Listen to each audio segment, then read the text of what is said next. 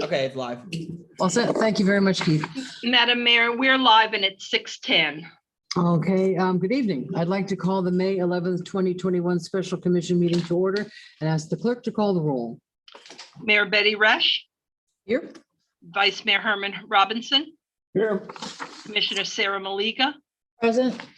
Commissioner Christopher McBoy, Present. Commissioner Kim Stokes. Here. Thank you. Thank you. This is an appeal by Alfred Malafetto Esquire. I'm filed on behalf of Marlin Industrial Park Owners Association of PZB case number 20-0014-00035, a project commonly referred to as the DOKA project, which includes site plan, sustainable bonus, and conditional use approvals to allow for the construction of a give or take 47,000 square foot distribution facility and repair and maintenance uses within the Industrial Park of Commerce zoning district, which is IPOC. This is a quasi judicial hearing to hear an appeal pursuant to section 23.2-17 of the city's code of ordinances. As we have stated in other cases, because this is an appeal, no new evidence will be taken, but the city, the appellant, and the applicant will each be given 10 minutes to make a presentation. Thereafter, we will allow public comment, and then commissioner will ask questions. Do the commissioners have any ex parte communications, personal investigations, or campaign contributions to disclose? Commissioner Maliga? No. The flag. I forgot a pledge of allegiance. It's not on here. It's not on here. Okay. But We're going to pledge to the flag. And Commissioner Robinson is going to lead. that's all I'm going to see twice in one day. Oh, I'm so sorry, Herman. I pledge allegiance To the flag of the United States of America and to the republic for which it stands, one nation, under God, indivisible, with liberty and justice for all. I apologize, Mr. Robinson. Poor Herman. I know. Oh, look, it's not there. I don't know if there's volume. I don't know that, are we mic'd for volume? Anyone? Yes. I can hear you. In the chain. Someone from the audience has requested that we get turned up a little bit, Anthony, if you're listening, you might if that's possible. Anthony, Anthony. sorry, Madam Mayor. You're so off our game today. I apologize. It's just been a long day. Okay. Doing again. I don't know what's going on. Okay, so now, Commissioner Maliga. Yes. You got any ex parte communications to report? No, both parties have reached out to me via email. I have not met with either party personally. I have said thank you for their input from all parties who have sent me emails, but I have not had any personal conversations, taken any contributions, or had private conversations with any of the parties affected. So that's a no. That's a fat no. Okay, thank you. Commissioner McFoy. I have not received, I might have received a campaign contribution from one party. I'd have to look. And I do have had personal communications with both the applicant and the applicant, which I can list if you would like. I think I have to, yes? Yes, you do. Okay, with the appellee, I have spoken with Carolyn Zara, a homeowner on the west side of the canal. Elise Crone, a homeowner on the west side of the Those are the canal. appellant, I believe. Well, I asked about that, was told they were the appellees. But if you'd like to call them the appellants, I'm happy with that too. I would be happier. And I got to defer to my in-house counsel here. And I may have received a campaign donation from Elise Crone. I do not know off the top of my head. I've communicated with Dan Hyatt of the Marlin Industrial Park or something similar. George Garamy, also of the Marlin Industrial Park, and Christine Moore from the Realtors Association. For the applicant, I have met by Zoom and spoken with Neil Schiller, their attorney, Lisa Reeves, their attorney, Drew, and I apologize, I don't remember your last name, but I recognize you. And Luis, who I also don't. Louis Goldberg. Okay. Excuse me, Madam Mayor, I did forget that I spoke with Dan Hyatt, Hyatt. yes, on the phone. Thank you. Briefly. Was that? Yeah, Okay. that's it. Commissioner Or then. Stokes. I don't believe anybody has donated to my campaign. I did do a site visit with Dan Hyatt from Marlin Industrial Park, and I did a Zoom call with all of the people from the DOKA that Chris just named. I don't remember everyone that was on the call. Thank you. Commissioner Robinson? I spoke with Dan Hyatt and the team from DOKA. Okay. I have not gotten any contributions that I'm aware of. I did meet with Dan Hyatt at the site briefly on Sunday. I tried to work out a conversation with the applicants, but was unable to do that. So I was at the site and I have spoken with Dan, I guess, twice at the site and one other time. And that's all I've done. Keith, at this time, please promote all appeal participants to panelists for swearing in.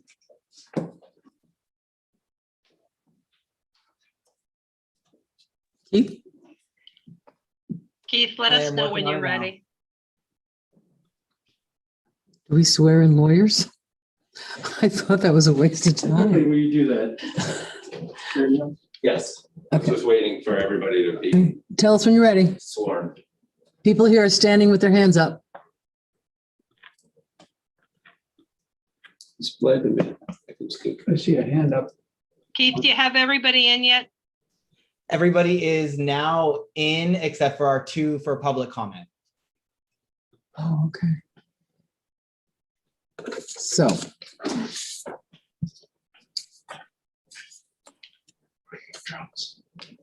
Is it time to swear them in? Why isn't my video up there? Why are they in different rows? Technology is supposed to make life easier. Keith, Keith, do you have them in yet? They're on, they're all in. You just can't see them on the screen. Okay, that's fine. That's fine. We're good. Thank you. My video's off, but okay.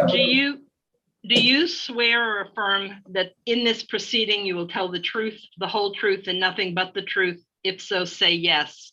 Yes. Yes. And just prior to making your presentation or comments, please state your name and address for the record. And if you represent a party, also please state who you represent. Thank you. Thank you. There you go. We will begin with the city staff presentation. A reminder that it can be no longer than 10 minutes. Thank you, Madam Mayor. Sure. For the record, Erin Sika, Assistant Community Sustainability Director. As previously stated, the item before you is an appeal by Al Malafato of the DOKA project. The project was approved with conditions at the January 6, 2021 Planning and Zoning Board meeting. The subject property is currently vacant. The site was vacant and undeveloped until the 1950s when the land was cleared on the southern end of the parcel and was used as a landfill. The fill operations have ceased in the late 70s to 1980s. The property became overgrown and has remained constantly undeveloped since that time. The subject application is to develop the subject site for 47,000 approximately square foot distribution facility for repair and maintenance uses. That's our general use category that we classified them as in our code. As I stated previously, this was heard at the January Planning and Zoning Board meeting. The application included a request for a major site plan, sustainable bonus, incentive to gain an increase in building height of 1 foot over the office component. It is a conditional use for the requested use, which is the distribution facility repair and maintenance uses major, that is greater than 7,500 square feet.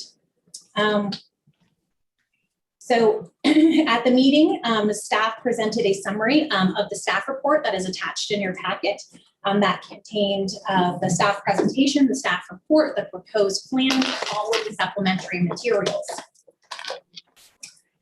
Staff reviewed all the materials provided by the applicant for consistency with the standards found in the city's comprehensive plan, the land development requirements, and the strategic plan. The Planning and Zoning Board voted in a approval with a vote of 7-0. When staff performs a review of these types of plans, there are certain sections in our land development requirements, and these sections have criteria. And so staff provides an analysis of each criteria. So for example, the major site plan, there's different sections in your, and then as a, in your planning and zoning staff report, this is what it looks like in your packet.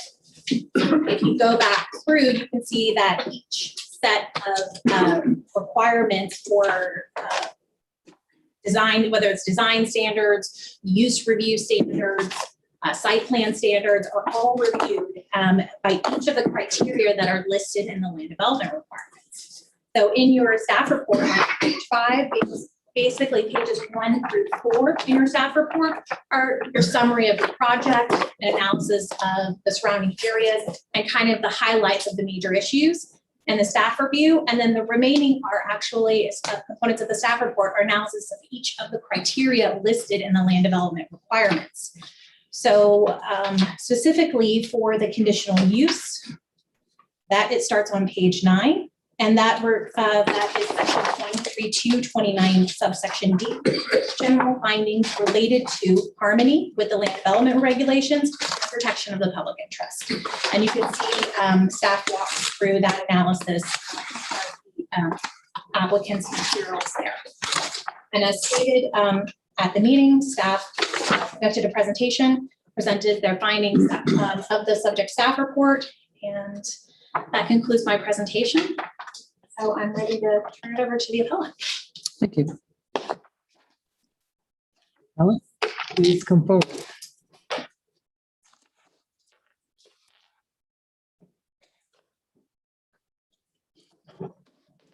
You're right, remove my mask. Please. Thank you. Good evening, Mayor and Commissioners. My name is Al Malafato. I'm with the law firm Lewis, Long and Walker in West Palm Beach, 515 North Flagler Drive, West Palm. And I'm here this evening on behalf of my clients, Park Owners Association, and their officers, Mr. Dan Hyatt and Mr. George Garamy. I would like to make one point for the record, Commissioner McVoy, and excuse me if I note this, but when you I forgot to mention you. You're right. You did not mention that we had talked. Yeah. And also Thank you you. had talked with Mr. Hyatt. So I just want to get that clear for the record. So Thank you. we're all straight. Thank you. I know it's That's sometimes hard to keep up with all that. Had a feeling. So the Marlin Industrial Park is located immediately east of the proposed project site. Its address, the correct address, is 3550 23rd Avenue South.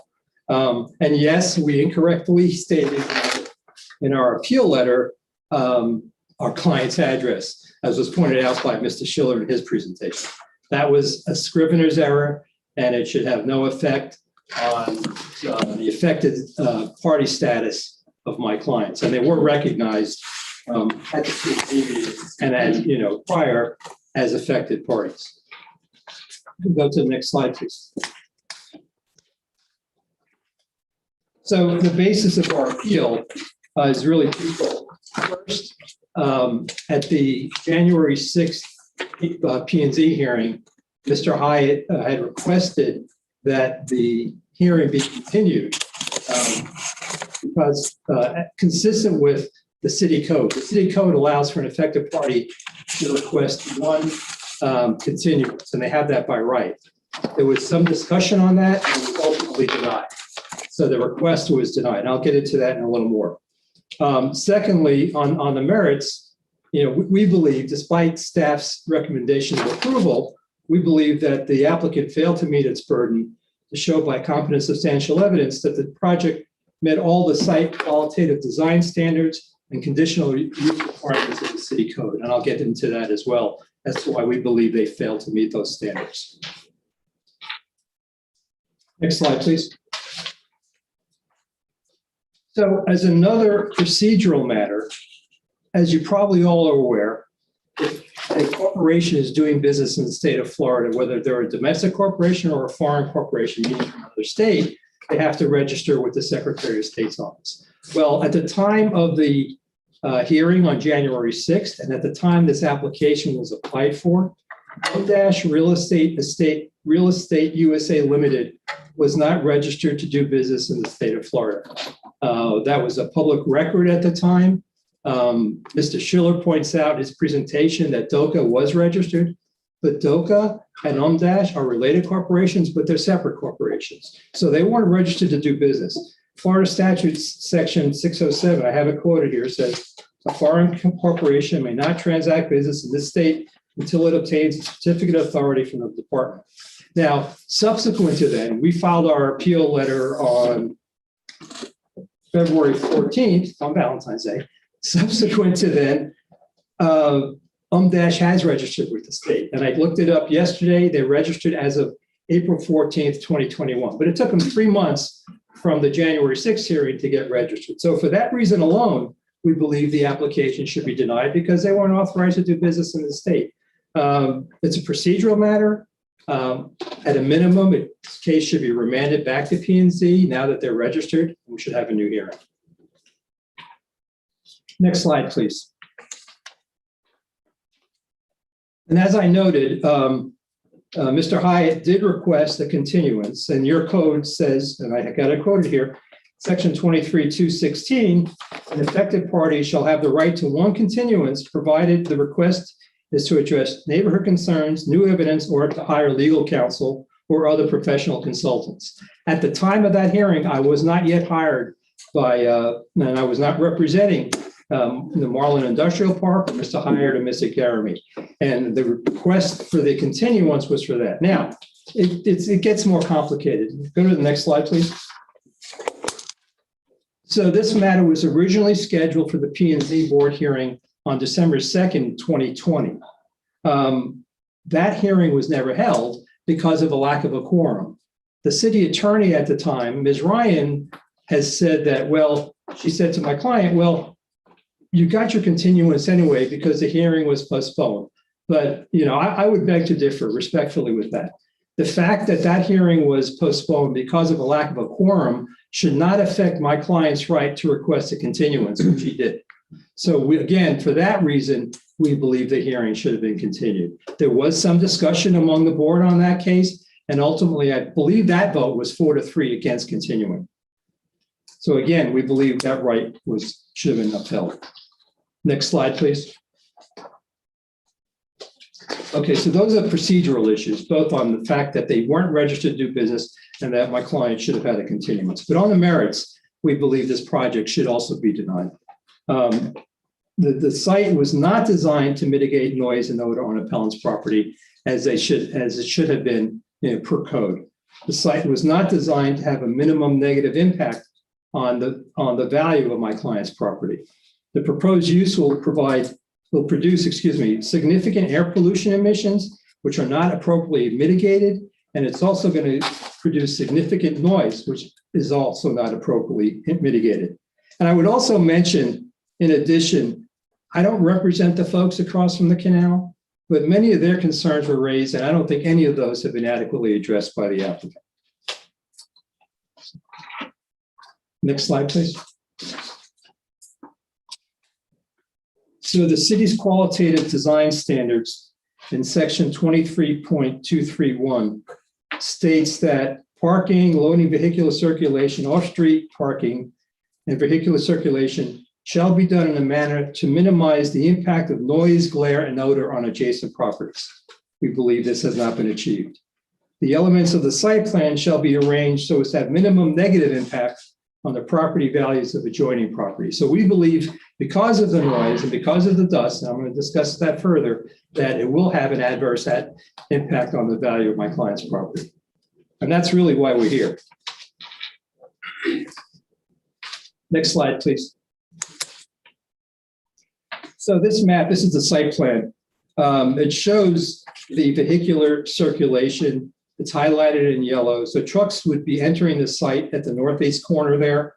Then they would move south and then to the west and around and then back up north on the right side or on the east side. So that east 500 feet is immediately adjacent to my client's property. They're going to have a lot of truck traffic. The applicant at the last hearing, one of the representatives testified, it says 10 trucks per day in my slide, but I believe it's between 10 and 15 trucks would be accessing the site, which means trucks would be passing by the property on an hourly basis. The applicant presented a noise expert who said that the noise would not be contrary to code, basically, but he focused on and limited his analysis to noise coming from the forklift operations. He included a noise thermometer, which is going to be in our next slide, which shows that the sound from an accelerating truck measures 114 decibels and is extremely loud, slightly louder than an ambulance siren. So while they focused on the forklift, the real noise would be coming from the trucks. Can you go to the next slide, please? So extremely loud trucks traveling alongside my client's property on an hourly basis will likely have, and I think actually will have, a negative impact on our property value. And the proposed screening material, which staff has recommended, which is basically a chain link fence with a coating on it, a plastic coating, that's woefully short. I think it's a 6-foot fence, but that would be woefully short of addressing the noise and certainly not addressing the dust. Next slide, please. Okay, so this is a so-called noise thermometer, and this is taken right out of the applicant's experts report.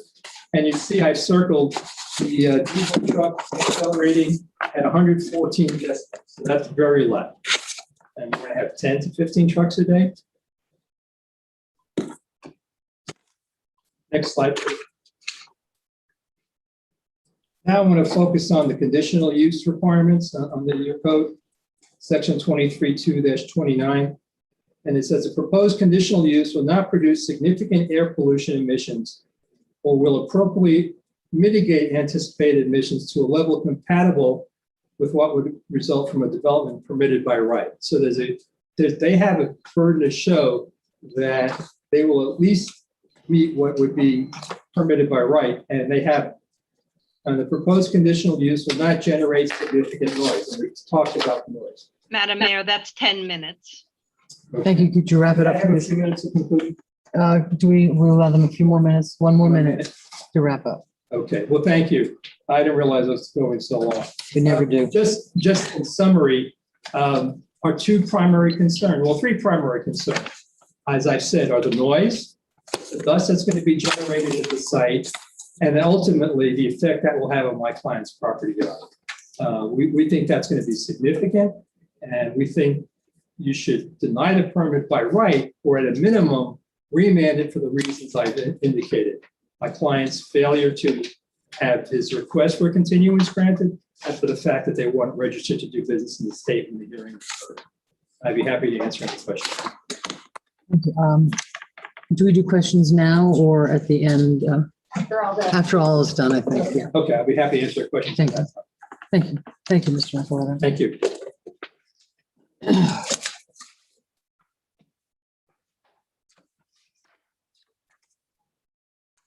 Ready? Yep.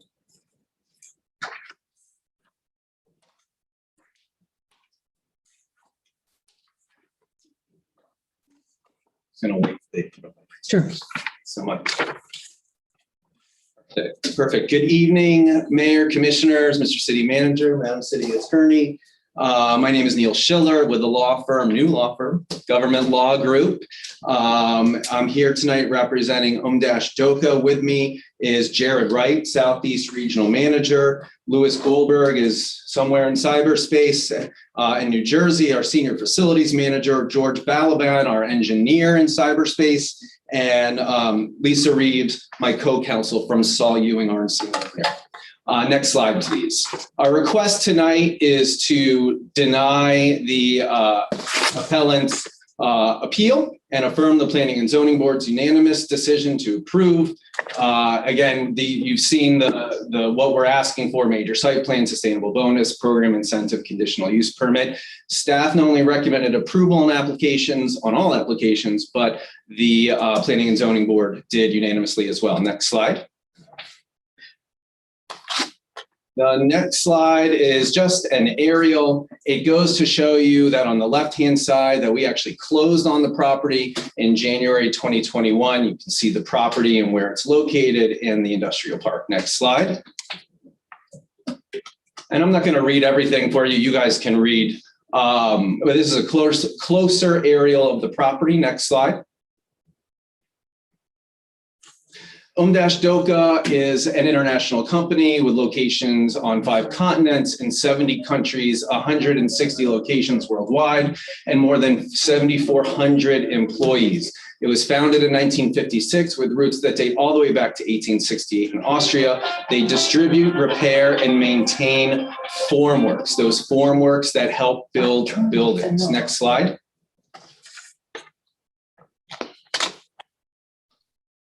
These should be representative projects. Most notably is the Guitar Hotel, which were built with forms from our DOKA's facility in Pompano Beach. Next slide. This is our site plan. You see the 2-story office, 1-story maintenance and warehouse, open air canopy. Look at the dumpster enclosure located right in the middle of the site. Our lake, which is, I think, 2.23 acres, which is larger than required in our outdoor storage area. And I would honestly take issue to the appellant's argument that we didn't design the building to make it more suitable for the neighbors. We definitely did. Look at where the building is located on the vis-a-vis the applicant, or I'm sorry, the appellants to the west. It is located far away from the appellants and still provides some buffering for the houses next door. Next slide. Or across the canal. This is just an overlay of the site plan on top of the aerial, so you can see exactly where things are in relation where we propose them to be. Next slide. This is our landscape plan. This goes to show you the significant amount of buffering on the west side of the property facing the canal. Additionally, there's 71 bald cypress trees to be planted around the lake to the south. Next slide. On the west side, we have a 6-foot precast concrete wall with landscaping. On the east side, we have a 6-foot chain link fence with landscaping. As we've made the offer to the applicant or appellant as late as tonight, we'll be more than happy to do a 6-foot concrete cast wall, an 8-foot concrete cast wall, if that mitigates any of the sound for them or any of the apparent sound or apparent noise or apparent dust that they think is coming from our site. But we'll be happy to do that. This company wants to be in Lake Worth Beach and wants to be good neighbors. Next slide. These are just some renderings of the proposed building, the north elevation. Next slide. And there's the east elevation, south elevations. Next slide. And west elevations. Next slide. Points of appeal. And I have to go really fast. I'm sorry. So on the points of appeal, for the record, we'd like to, next slide, excuse me. We'd like to preserve for the record that the applicant addressed in the applicant's letter is not at the location. We want to preserve that for the record should we need to in the future. Next slide. Oh, and lastly, on this one, the appellants failed to prove any grounds that the city staff or planning and zoning board acted erroneously or illegally. Next slide. This is a red herring argument, the registration of the state. As you can see, we have been registered since 2007. There is a statute that owning, protecting, and maintaining real property is exempt from that statute that Mr. Malafato previously cited. Next slide. The appellant's argument, the appellant was granted a continuance. There was a 35-day difference between December 2nd and January 6th. At that meeting, the Planning and Zoning Board denied the applicant's request for a continuance, and the appeal has delayed the project more than 6 months. Next slide. This slide, you can see the emails. Not only were the appellants given affected party status outside of the bounds of the law, because they didn't provide notice within 5 days, but nevertheless, the city gave them deference and allowed them the continuance anyway. Next slide. And at that meeting, the appellants provided more than 60 minutes of rebuttal and other direct testimony and cross-examined some of the witnesses, I believe. This is a circulation plan. There is no intent to use the interior roads of the industrial park. There is a maximum expected truckload of 15 trucks a day. No noxious noises or odors will emanate from the site, and location of the buildings are as far away as possible from the appellants. Next slide. The sites, again, these are, the appellant was great at pointing out different criteria, but they failed to mention on all the criteria they pointed out, that your staff has already recommended approval and that we've met those specific criteria. You can see how it says meets criterion. So they're essentially proving our point that we meet this criteria. Your staff of professionals has determined so. Next slide. Additionally, there was no competent and substantial evidence provided by the appellants at the Planning and Zoning Board hearing. If they are so concerned about losing real estate values, they didn't have a realtor come up and provide expert testimony. They didn't have a sound engineer come up and provide expert testimony. They didn't even have a transportation engineer come up and provide expert testimony. The mitigations or conditions imposed are enough to mitigate the adverse impacts if there are any. There are 40 conditions of approval included with this project, and we agreed to all 40 of them. Next slide, please, excuse me. Again, these goes again to show you how the conditions are enough to mitigate any potential adverse impacts. Next slide, as determined by your staff. Again, traffic, air pollution, and noise. Your staff has determined that these meet the criterion, that these will not create adverse impacts. I would like to say, next slide, on the noise issue, the thermometer points out a 114 decibel level for diesel trucks accelerating. That is not a sustained level of noise, A. B, there's something called point of source, where the noise is coming from. So if I stand directly next to a truck that's accelerating, that's going to be 114 decibels. But if I'm in a conference room 20, 30, 40 feet away, it's not going to be that loud. That is more of the sound of a hair dryer. So there are things called point of source. That's why you hear things louder closer to them, and farther away, obviously, they're not as loud. So that is that's some misinformation that was put out here today.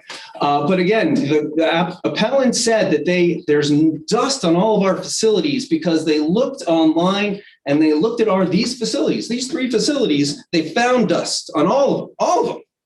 Well, that's not the case, Mayor and Commissioners. Not only is there not dust in many of our facilities, there is dust in Pompano. Absolutely there is. We have unique site conditions that you should ask us about. We can explain it. Jared is here, can provide expert direct testimony over what's happening in Pompano.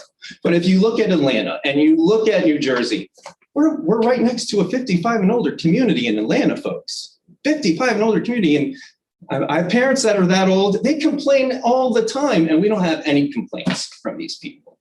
Next slide, please.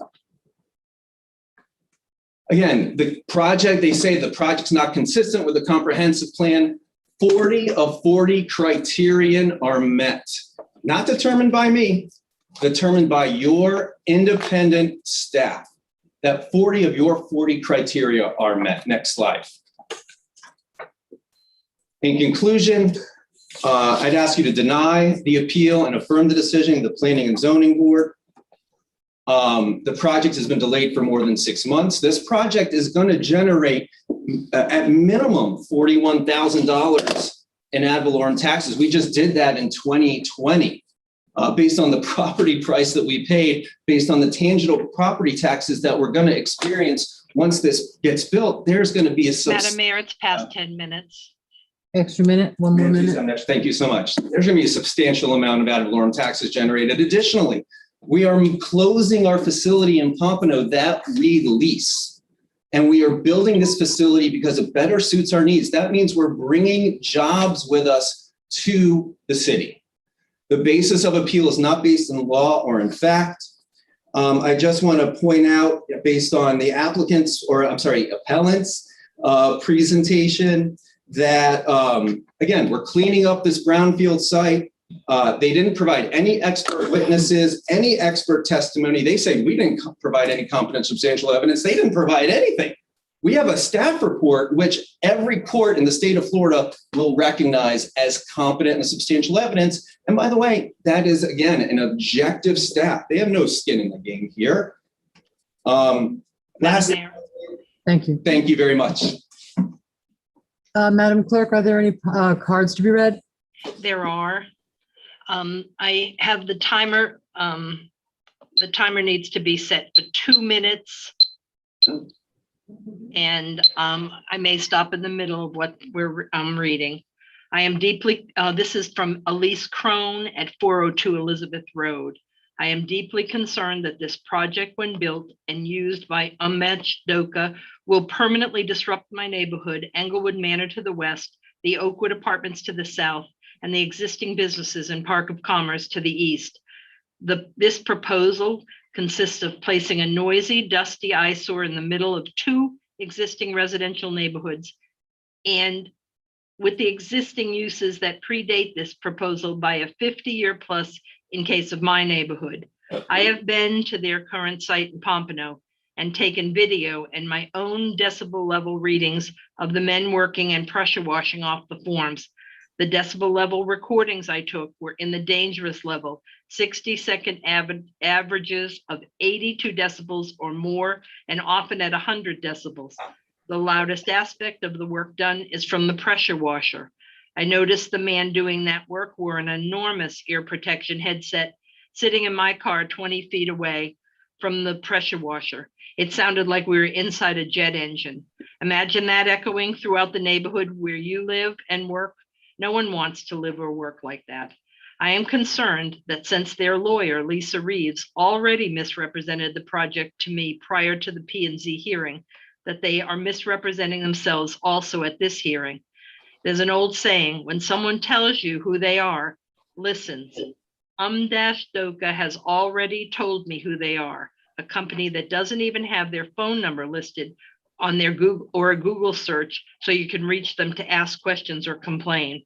A company that hired a lawyer to misrepresent what they were going to do on this site, who told the public they are not moving the Pompano site to Lake Worth Beach. And when I asked the question specifically, so the work being done in Pompano won't be getting done here in Lake Worth Beach, the answer was no. She goes on further, but I have to stop at this. And I have to say something. As you're reading that, I remember that I did get a email from Elise with a video and, her comments, but as that was not at the hearing, that can't be considered for tonight. I just want to be that clear. Yes, and thank you, Madam Mayor, for bringing that up. We do allow public comment in these hearings, but it is not considered testimony or evidence. You guys are stuck with the record that was established below. Right. So we do allow public comment, but it's not something to consider for your deliberations and decisions. Right, and I needed to disclose that. And nor are any comments made by any of the applicants or appellants or anybody evidence. It's all on the record. Correct. Thank you. Thank you. Next. The next is from Peter DeTore at 402 Elizabeth Road. Madam Mayor and Commissioner members, my name is Peter DeTore and I live within 100 feet of the proposed DOKA site. I'm very concerned about noise and dust emissions from this operation. The applicant would have you believe that the main source of dust and noise is the occasional comings and goings of some trucks. Nothing could be further from the truth. A few weeks ago, my partner and I visited their operation in Pompano. We found there were 2 sources of noise, the first being industrial grade high pressure washers that emit sounds not unlike that of a jet engine. I could be considered an expert witness on that level of noise because I had a career in the Air Force working directly on running jet engines. The second source of noise was air hammers and sledgehammers used to knock clumps of concrete off the metal forms. Both of these sources of noise emitted from open air structures and partially open air structures. We used a decibel meter that pegged out readings at the extremely dangerous and dangerous level of decibels. Another objection I have is to the dust. We drove the perimeter of the DOKA site and found white dust covered everything, including the roads, roadsides, and vegetation around the entire site. The canal at the edge of the DOKA site flows directly into Lake Osborne and will be contaminated by the prevailing east wind, driving alkaline particulate matter, both into the canal and the backyards of residents of Englewood Manor. Please vote no on this project. I don't believe this application was made in good faith because the applicant has been untruthful about what they plan to do and the negative consequences to the nearby residents and businesses. The next item is from Tom Cleary at he didn't put his, 500 North Point Parkway, I believe, I'm not sure. Anyway, my public comment for this project is that I believe that the use is more intense than the light industrial intentions the Park of Commerce had intended. If you saw the video that Elise made, the constant hammering could be going on until midnight on a Saturday. With all the pieces of material spread out over acres of land, it will also mean trucks, forklifts, and other vehicles will have their backup wearing devices making constant noise, which no 6-foot wall can contain. I would like to know if any planning members or commission members ever visited their present site unannounced. Pause for a hand count. Please ask yourself, would you want to live next to this? Next, do you believe this is a compatible neighbor? Again, please raise your hands for a count. Thank you for listening, and I hope this project gets a closer look from a common sense point of view. Thomas Cleary, Senior Associate. Madam Mayor, the next one is from Carolyn Zara at 626 Kugel Road, Manfield, Ohio, and she wants to read her own comments. Keith, Okay. would you let Miss Zara in?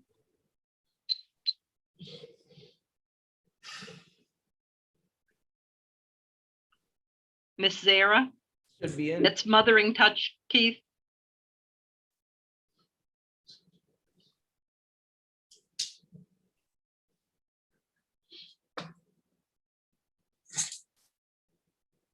Miss Zara, Yes, are you ready to speak?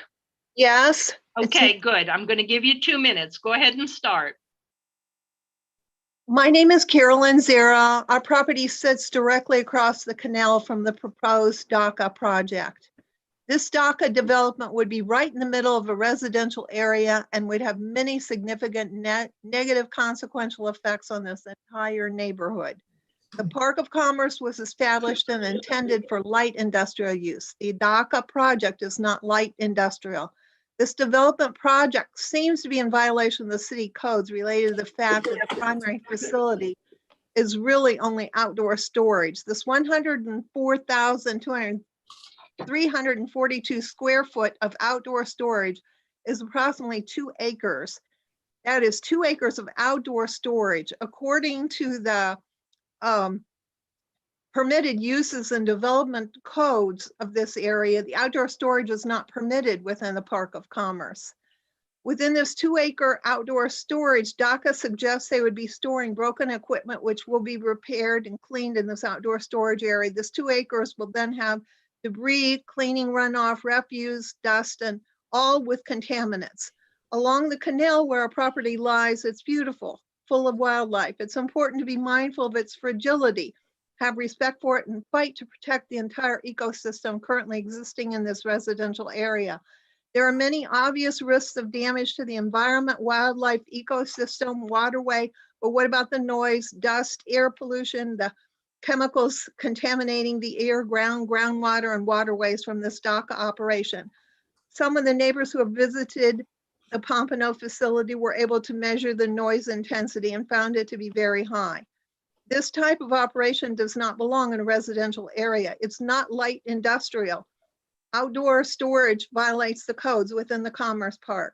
The DOKA project would be damaging to this neighborhood with damage to the fragile ecosystem and damage to the environmental wildlife.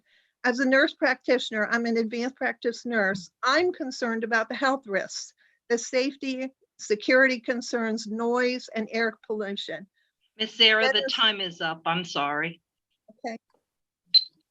Thank you. Thank you. Anyone else, Madam Clerk? Yes, there's one more comment from Christina Morrison at 335 East Linton Boulevard. Miss Morrison, are you there? Keith, can you let her in? Christina Del Rey is the name. Yep. Miss Morrison, are you there? She was. Miss Morrison, are you there? Can you hear me? We can now. Yes, Okay, thank you've got you. 2 minutes. Thank you. My name is Christina Morrison. My company manages the Marlin Commerce Center Condominium Association, which is directly adjacent to the proposed development. We ask you to deny the proposed development for, among other reasons, the outdoor storage was directly adjacent to our property, over 2 acres of outdoor storage. In the rest of the Park of Commerce, including our property, it's stated right in our approvals that we can have outdoor storage. So why would it be permitted on this property adjacent to ours? The operations are of a concern to our property. They're going to be dirty and they're going to damage our property. They're also stated they're going to be cleaning equipment. How will the runoff be kept from going into the canal and harming the wildlife and the environment and the water system in this area from this runoff, from these cleanings? And the noise is very concerning. The stated permitted uses in the IPOC code limits noise to 55 decibels. The decibels at their Pompano Beach location exceed 90 decibels. This is not fair to the properties already existing in the Park of Commerce. The property is one of the few remaining sizable parcels in the eastern part of the county with quick access to I-95. It's almost 10 acres. Our property is only 4 acres, 60,000 square feet, and it generates over $185,000 in taxes each year, real estate taxes alone. The property developer is stating his taxes will be less than $100,000. This is drastically reducing the taxable value of the property for our city. It's really not fair. Some of you are new on the board, and conditional uses really should be saved for trophy and prime properties that can really bring sustainable, profitable, and desirable projects to the city. By approving marginal projects like this, you're dooming your city to less tax dollars than it really deserves. Please deny this project. Thank you. Thank you.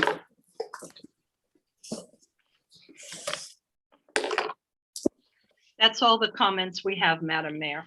Do we have anybody in the hall tonight that wants to make a public comment? Do we do comment cards for these? Madam Clerk? Mr. DeFore has he's in the audience for you tonight, but he's already had his 2 minutes. I read it before. It's Peter DeTore. Are you He's there now, but he's already, right. Yes, his comments have been read. Okay, thank you, Mr. DeTore. Okay. Commissioners, do you have any questions for the city, the appellant, or the appellee?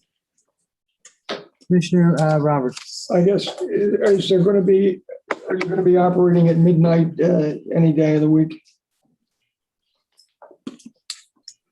Thank you so much, Commissioner Robinson. The answer to your question of when we're going to be operating, absolutely not are we going to be operating at midnight at any day during the week. Our normal operation hours are between 8 and 3. When it gets warm outside, we like to start an hour earlier at 7. If we have to work on a Saturday, we end work at noon. And Jared, I should probably had Jared say that, but that is what he told us told me, and that's, we'll be more than happy to abide by the hours of business, if not less than. Thank you. Any other questions? Is there any consideration for landscaping instead of a chain link fence on the eastern barrier of the property? Our intent was to do some sort of fence or wall with landscaping to make it look nice. I mean, one of the things that I really want to stress to this board, if nothing else, is that this company is so committed to the community, is so committed to its neighbors. And they want to be good neighbors. They want to be here. And we really think that with the things that we've proposed, the eastern side and the western side really buffers it well. If you have any other suggestions, we'll be happy to look at them. Again, this is something we want to be here. We are fighting and spending hundreds of thousands of dollars. It's costing us almost $1 million just to clean up the site. So absolutely, we want to be here. Thank you so much. Any other questions? I don't know if I answered your question. I have a question about Stokes. Yes, I have a question about there were claims of odor and dust. So I'm just curious. I'm not sure where the odor would be coming from, but I do understand that there is a significant amount of dust created. So can you explain to us how you're going to prevent that from going into the surrounding areas? And the habitat that's there? Madam Mayor or Madam Attorney or Madam, or anyone, would it be more apropos to have my, my Southeast General Operations Manager answer that question? So you have him on the record? Sure. Come up to the podium, please.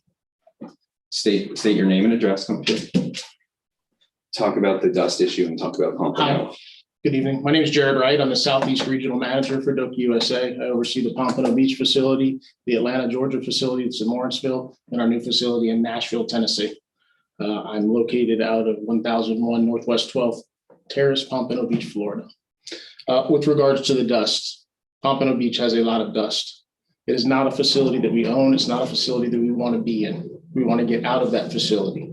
We are at a low level point surrounded by another land, raw land, and other areas. So what happens is it rains, and half of our site is crusher run that the owner put down from the previous paving company that we can't touch and store on. So it rains, floods our property, dries, turns into dust, and it's everywhere. It's miserable for us. It's miserable for the area driving in and out. Atlanta, 100% paved. We're not creating any dust other than inside our warehouse.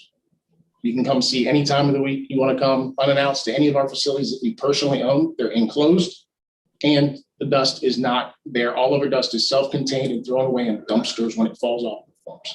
So Pompano Beach, absolutely, there is a ton of dust, but if you test the dust, it's not concrete dust from us. It's dust from landscaping, the ground, the raw land, and the crusher run that was put down there before us.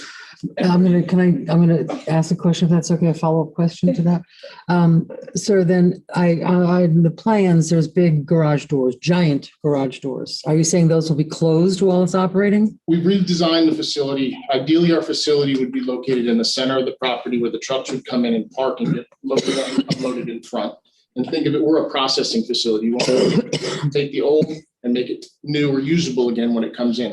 So we would store on one side of the facility the used equipment, we'd run it through the facility, clean it, and it comes out and it's good on the other side of the facility. So the doors will be open? On normal facilities, the doors would be open to feed and out. With this, the biggest concern for us is we didn't want to disrupt the neighborhood because, you know, the sound and the wall, the lake, or the canal, I'm sorry, and the residents. So we redesigned the building and shifted it all the way to the far side of the property. But the doors are on the west side, correct? There's one large door on the west side that faces the residents. The reason that door is there is because inside the building, we have to have access to our tools and machines if something were to break the water, so we didn't want to block off the building. That door is not designed to go. The doors facing towards the inside of the property will be open for material coming out of the building. The material would access the building through the door on the back side of the property underneath the overhang. So the material would be staged and sorted, put into the building. All of the noise would be contained inside the building. And once it's done, it goes out the door to the storage. But the doors will be open, wasn't it? Yeah, okay. That was not 24/7, they will be open. Well, during operations, they would be. 2 of the 3, yes. Yeah. Okay, I'm sorry, I interrupted. Do you have more questions? Yeah, I had a question about, so the dust and, all right. It'll come back to me. Okay. So it's definitely, I think, the dust and the noise. Commissioner McVoy? Yes, I do have a number of questions. You just mentioned, and are we allowed to question Jared? Is that allowed? Yeah, as long as it's within, you know, we can't ask new evidence. We can only ask on the. Okay, I guess this would be a clarifying question. You mentioned that the building is designed to keep the noise inside. We've already raised some concern that it's going to have, it has doors west and east that can be opened, and that some of the time will be opened. The west side will not be open. Is this a concrete block building? No, it's a precast building up front and a metal steel building in the back. Okay. My understanding is that if you want to mitigate noise, the only way that you can seriously do that is with a concrete block building. That a metal shed is basically, that's a, you know, it's the wall of a speaker. It just transmits that noise onto the outside, especially if you're thinking about the noise of hammering, pressure washing, which are some pretty significant industrial noise generators. So I have a concern that the building, I do not accept the description that is designed for sound mitigation, because we've checked into that, all right, with. Okay, Otherwise, it's not a speech, it's a question. so that's a question. I believe when we spoke, there was a question, will that building be air conditioned? The plan is not currently designed that way. Right. So then you have an all-metal building in South Florida that intentionally, to keep the noise and the dust down, will be closed up. That's basically an oven. And realistically, anybody who's spent time in South Florida for a while and has looked at industrial, go in the Park of Commerce to Beitner Battery. They're wide open all the time because they could not work in there if it was closed up. So the assertion, it's too hot. The assertion that this will be closed all the time, other than when you're maybe unloading and loading a truck, and that therefore there won't be any noise or dust going outside, is a little bit stretching credulity, because it's not going to be possible. If you had a concrete block building with air conditioning and very minimal opening of the openings, I might believe, and you know, like some facilities, dust traps and all that sort of stuff, that would be, but that's not what this is. And we're here just to decide that specific So, presentation. but that's relevant to me. Was that a question that we can maybe respond to? Because we do have a response. Sure. Thank you so much. So Commissioner, as we told you, we're installing these large fans made by a company called Big Ass Fans. And they are big and they are very large. And you will find that industrial warehouses all over Florida, as far south as Miami, as far south as Homestead, use Big Ass Fans to cool their warehouses where employees work. As I told you, I have a client in Boynton Beach that has a facility that is bigger than the facility proposed here, and they cool their building with Big Ass Fans. And I also told you, and will commit to this board, because this is something that we not only want to do, we have to do. We want our workers to be happy. We want our workers to be cold. We want our workers to be comfortable. We want them to work. We want them to be pleasant. And the scenario, with all due respect, sir, that you're describing is very far from what we intend. That is not the case at all. As far as the door being open, as we told you, that door goes up and down on the east side of the building to allow for the products to come out of the building after it's been washed, after everything has been removed from the form, and it goes into the storage yard, or it goes right onto a truck, depending on where that form goes. But I can't stress enough the fact that the building is placed west for a reason, far away from neighbors, far away from the other side of the neighbors, and it's been designed specifically to mitigate or decrease any potential impacts. Unfortunately, that door on the west side of the building, the east side of the building, has to be open. We have to be able to get the forms out. And as far as the west side door, as Jared Wright just said, that door is there and for emergencies when equipment breaks. And when the equipment breaks, they have to get to it and they open that door. And I thank you, Madam Mayor, for your indulgence. Thank you. Madam, there's a point of fact that was stated there that simply is not true. A fan is not cool. Okay, a fan blows outside air in, then you might get some cooling. If you're in a closed box, a fan does nothing to cool. Okay. An air conditioning cools, transfers heat out of the building. So that's not a true statement. Thank It you. cools it. Thank you. Look at Beitner Battery. They've got lots of big fans with the place wide open.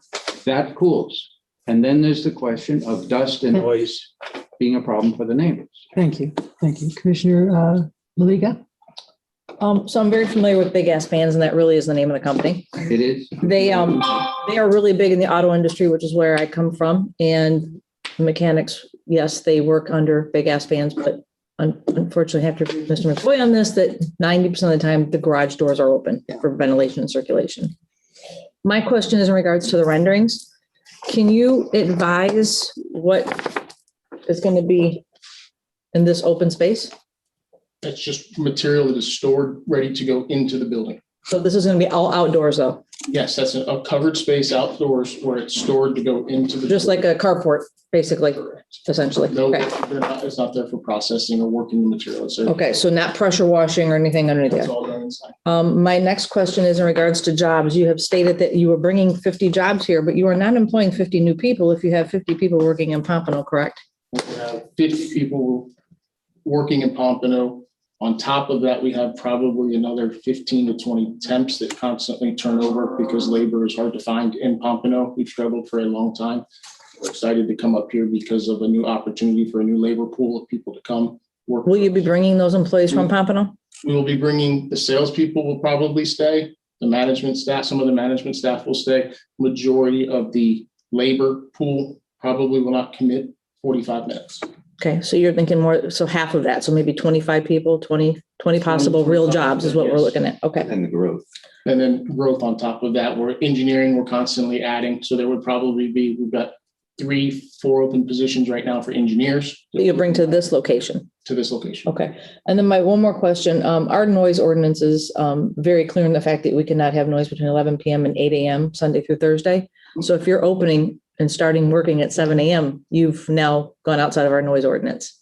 We will adjust the hours as needed. We want to be here. So if it's 8 till this or whatever hours that we can work and we're allowed to work within, you know, you guys can start. We won't make noise. We'll be we want to be here. So we're willing to do and talk what you guys need us to do or what the planning needs us to do to make it work. Okay, thank you. Those are my questions. Thank you, Madam Mayor.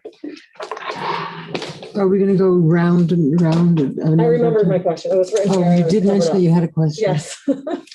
I just wanted to learn more about the chemicals that you might be using, any potential concerns about runoff. Thank you. Do you want to talk about it or do you want me to talk about it? Okay. The only chemicals that we use on our facility personally are the cleaning supplies that come here. The chemicals that might be contractors and customers might use on some of the equipment, the panelized equipment, would be form oils or form release agents. The majority of them now are like they spray on to keep the concrete from sticking, but by the time it comes back to us, it has been applied in weeks and it's dry and gone. Most of them are low VOC and everything required now on sites that have to be environmentally friendly. So we do not apply any chemicals. The only chemicals that will be stored on our facility are cleaning chemicals for desks, Lysols and stuff like that. The only thing we use to clean is pressurized water. Can you talk about where the wastewater goes? I'll let you go into the detail of the planning there. Sure. Do you want to hear about where the water goes? So we have a water system, and actually we have our engineer on the line. If George is able to speak, we have a water system that we're designing specifically for this system. In fact, all of our locations have specific, distinct wastewater design. So when the forms are washed, George, correct me if I'm wrong, but when the forms are washed, the debris drops in to like a baffle box. And then it gets those debris chunks, whether they're large pieces of concrete or very small pieces of concrete, get separated from the water and they get held in that baffle box. And then the water goes into our wastewater system. And if George Balaban, our engineer, very, very briefly describe the water system and then also whether or not it interacts with the canal, because I think that's a major issue that you would be interested in. George? Neil, I mean, I think you did an excellent job explaining what it does, and that's exactly what it does. It runs through the wash machine essentially and runs through the solid separator. And then from that point, it connects into the sanitary sewer system after it's been processed already. So there's no concern. It never congregates or connects to the canal system at all with the stormwater. So that's a non-issue. And so all of that concrete that's in that separator actually gets taken out, dried, and put in a dumpster. And that dumpster, as you see, is in the middle of our property. Kind of like gold washing. I'm sorry. Kind of like gold washing. Yeah. Do you have a follow-up question? Not that I wash gold very often, but. And I guess this would be to George, the engineer. Thank you for joining us. My understanding previously was that the wastewater, I got the part about the solid separator. I'm not concerned about the solids. I am concerned about the water coming off of that. My understanding was that was going to go into exfiltration trenches or into the pond, not into the sanitary sewer. No, that's not the case. There's a system internally that's being processed prior to getting to the sanitary sewer system. So say that again. I didn't quite get that. What I'm saying, it's getting into the sanitary system and not touching the drainage system at all. The drainage system, what the commissioner was mentioning, is the extraction trench. It's not intermingling with the extraction trench or drainage system at all. Okay, the problem is some people interchange sewer, and if you don't specify sanitary sewer for storm sewer, there could be a confusion. So Learn something new every day. There you go. yeah. I have one more concern that doesn't relate to the water part. Quickly. Yeah. I'll do my best. Thank you. And it's procedural. My understanding is that this is very close to single-family homes on the far side of the canal. And that there was quite a bit of concern about the effects of this plant on that area. My understanding too is that initially the representation was this was just going to be corporate offices, which of course the single family home folks would not have any problem with that. It's perfectly fine. Nobody's worried about that. Based on that initial representation, my understanding is that a number of the single family home folks did not mobilize and raise the concerns because they weren't aware that there was an industrial concern. In addition, our procedure with the planning and zoning meter, as I understand it, I wasn't there, is that some of those homeowners that were concerned could not be affected parties because they didn't know with far enough notice that they had an issue to be concerned about. They did want to put in comment cards. There were apparently technical issues with all of that. In any case, they were disqualified as affected parties because of not having enough notice. My question is, are we doing a good job as a city of making sure that all possible affected parties did in fact have full information and could? And who is that a question to? If that's a question, To whoever our duty is to look out for balance all the competing sources. So may I just, for the record, Madam Mayor, just respond? And we've told you before that that residents did get notices. I think it was 500 feet or 100 feet. Twice, they've seen it twice. And my co-counsel is telling me they were sent out twice. Additionally, remember, this application was submitted to the city in August of 2020. It therefore became public record. As of December 2nd, that was when the Planning and Zoning Board meeting was to be held. That was, remember, delayed 35 days. There was plenty of time for the homeowners that were affected to potentially assert their rights as affected parties before the January 6th Planning and Zoning Board meeting. My memory, and it's not the best, but from my memory, there was only one person that participated from the neighborhood, and that was Ms. Crone. Now, as far as the representation that this was corporate headquarters, I can't tell you. I can tell you I've been involved with this project from June or May of 2019. And I can tell you that I've never made those assertions that this was just a corporate headquarters. I know my co-counsel did not make those assertions, and I know for certain DOKA didn't make those assertions. And I know that for the following reason, because we have to close the Pompano facility, and the Pompano facility is not a corporate headquarters. Maybe they thought that the design of the building was a corporate headquarters. There will be offices there, there will be senior managers there, and there will be salespeople there, and there'll be people that make decisions for the company there. But to say that it's our corporate headquarters is not true. And I apologize to anybody in the public that thought that this was a corporate headquarters. I would frankly offer to give my opinion that this is probably better than a corporate headquarters. Thank you. Commissioner Maliga? With that being said, Follow-up? I'm sorry. With that being said, I just want to reference back to your application, universal development application that says site plan major use administrative. What does administrative mean? That may be a question that you want to ask your staff, No, this is an No. application that you provided to us, right? Based on conversations with your staff. Can I see that, Madam? right here, administrative. And I think that's what this person is referencing, the residents, Mhm. that if they refer back to our city website and you're showing an administrative application for use, then that's not warehouse, that's not construction, that's not administration, is offices. Can I see that quick? It's in the binder, I know, I just want to see. right at the end of your packet. Yeah, no, I just want to make sure I have the right page. Thank you.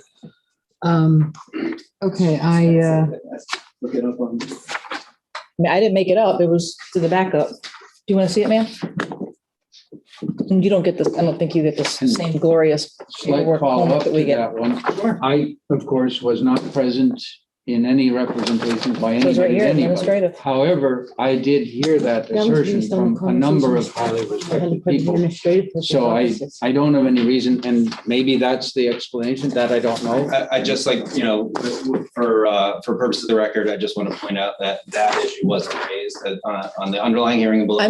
I understand. I appreciate that. And I thank you for educating me. But that issue of whether or not this was administrative wasn't raised in the planning and zoning board meeting at all. Maybe this is where we need to pick up the balls as a new commission and sit down with Mr. William Waters and say, in this regard, it should never have been said administrative. It should have said conditional. Because obviously, if we're sitting here having this conversation, just for future reference, again, this is not to put anybody, burn anybody. We're trying to learn and get better, right? That's our goal. Absolutely. So if I'm hearing these comments from our residents, which I have emails and plenty of them, that could just be a miscommunication on our behalf of the way we're doing things and letting the public notice. Our public notice is falling short. Sure. And we need to make sure that we don't make these mistakes. That's all. And Commissioner, frankly, we don't want to make mistakes either. We don't want to mislead anybody at all. I mean, again, this project has been out there for a long time.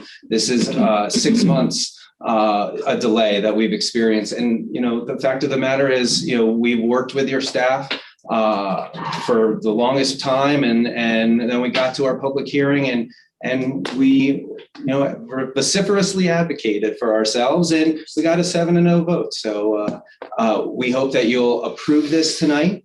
We hope that you'll deny the application and you'll let this great project move forward. I mean, truly is a light industrial use, and maybe we need to do a better job of educating the public as to what the use is, so that there isn't any sort of concern that was out there. I was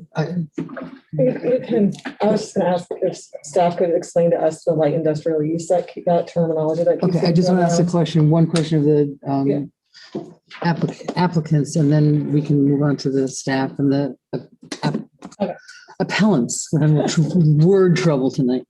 Hi, how long have you been in Pompano? Jared, come up to. How long have you?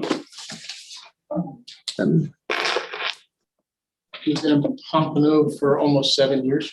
Okay, so you're closing that's closing, and this will replace it. Thank you. That's my only question. We also have the opportunity to ask the appellants questions. Do we want to do that, or do we want to go to staff first? Do you want to ask a question? You want us to go to staff? Well, it doesn't matter to me. Well, but I was wondering if staff could fill us in on the discrepancy on the application and also clarify what is considered light industrial use and whether this project is. Sure, I can answer the application. Sometimes when applications first come in, they check the wrong box and then staff informs them that they've selected the incorrect process. So they selected an administrative process, but all of the legal notices and all the notices that would have been received by the homeowners, everybody would have said conditional use. So that's the actual application that the applicant submitted. Staff would have said, no, you're not an administrative use, you're a conditional use. It was legally advertised as a conditional use. Notices were sent out, 400-foot notices were sent out as a conditional use, and it was processed as a conditional use.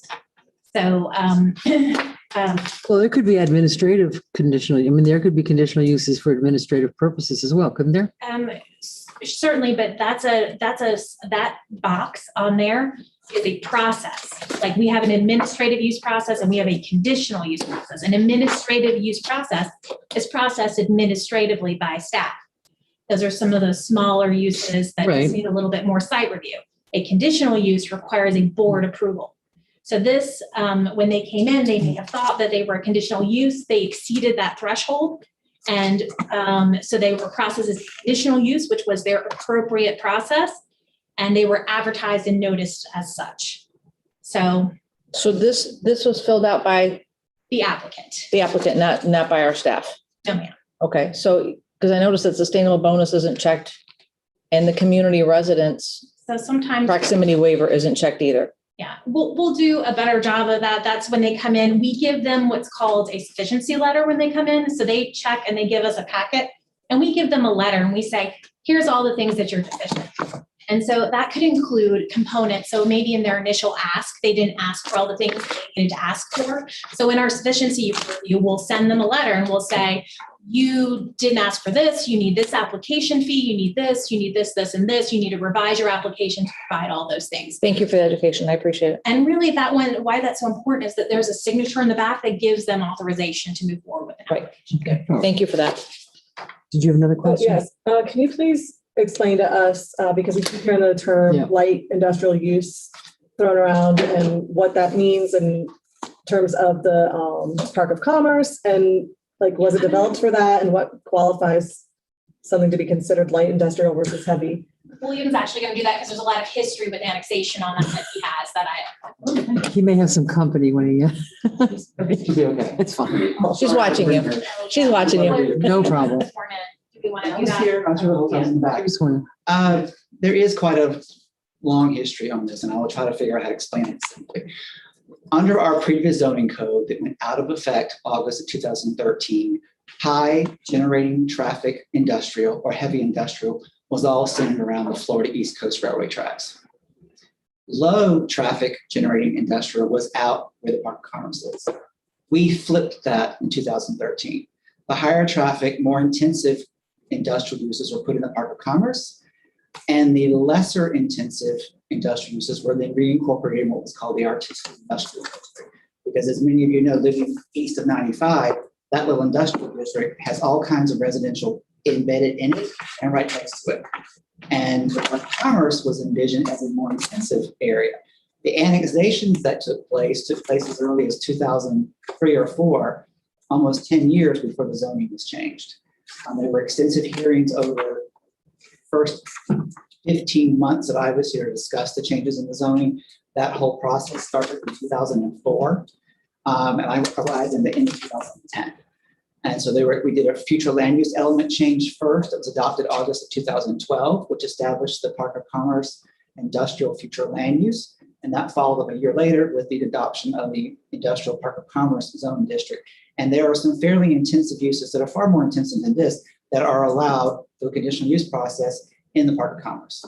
But they have to go through the conditional use process as well. Yes. Thank you. Any other questions for staff? I have one. Yeah. One of the concerns that we have in the city is raising tax base.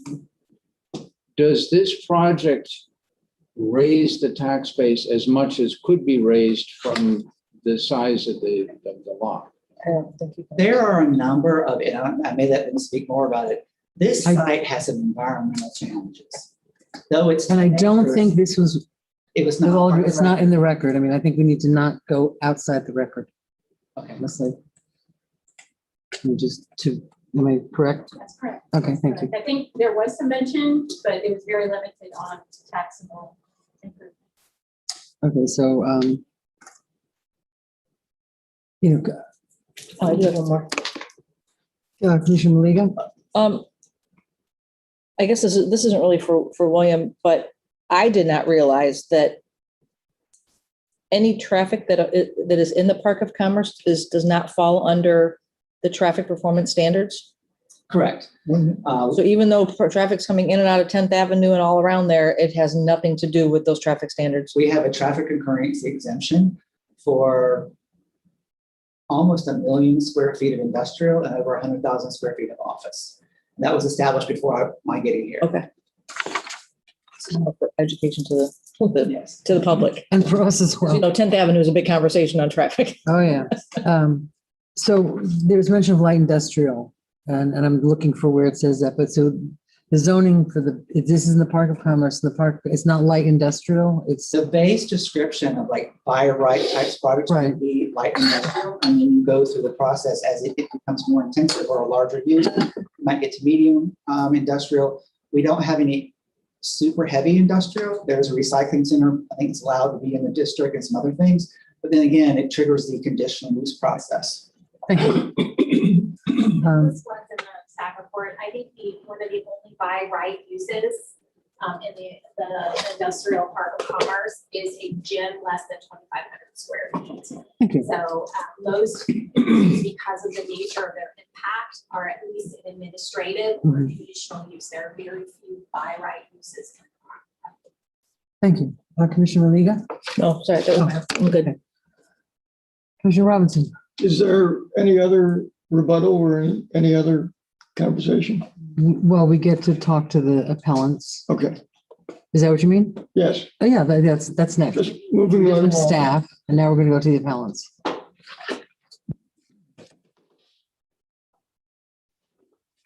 And I'm not asking a lot of questions because there are a lot of questions being asked, but I probably will have a few at some point tonight. It's okay. I got no light.